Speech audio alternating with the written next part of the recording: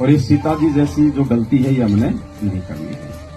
बाकी तो कल परमात्मा ने जो है संदेशा जो है वो दिलवाई दिया था, और दास भी प्रार्थना करेगा भाई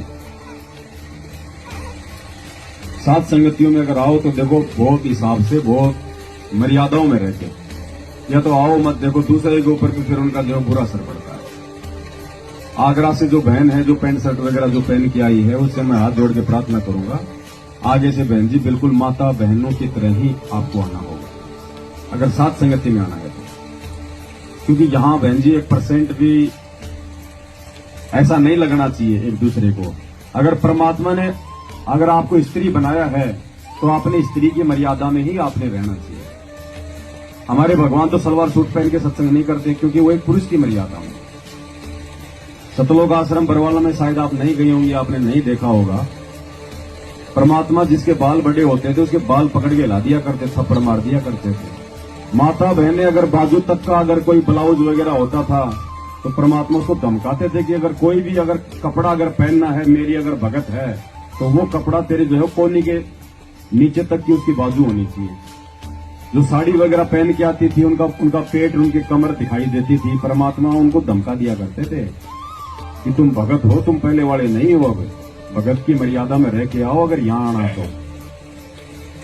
तो देखो भाई वही नियम यहां है, क्योंकि परमात्मा का मार्ग है, ये सत्य का मार्ग है। हम किसी भी प्रकार से ऐसा ना लगे कि भाई हम ऐसे हम कोई पार्टी में आए हुए, दूसरों पे भी उसका बुरा असर पड़ता है। तो मेरी प्रार्थना है, मेरी विनती है, भाइयों को भी दास यही कहेगा भाई, एक दो भाई जैसे कोई जींस वगैरह पहन के आए हो, दंडोत कर रहे हैं, पीछे से उनकी जो है आधा हिस्सा उनका दिखाई दे रहा है, भगत जी थोड़ा बहुत कॉमन सेंस होनी चाहिए इंसान के अंदर। हम इंसान है, जानवर नहीं है। कुत्ता भी बैठता है तो पूंछ से साफ करके बैठता है, हम तो इंसान है, कम से कम कपड़े तो ढंग के पहन लें हम। तो आगे से कोशिश करो, प्रयास करो, और कोई देखे तो एक दूसरे को समझाया करो। भाई तुम ऐसे बिल्ली के आगे कबूतर बन के बैठ जाते हो, वो कोई खा जाएगा क्या तुम उसको जो है वो बोलोगे तो?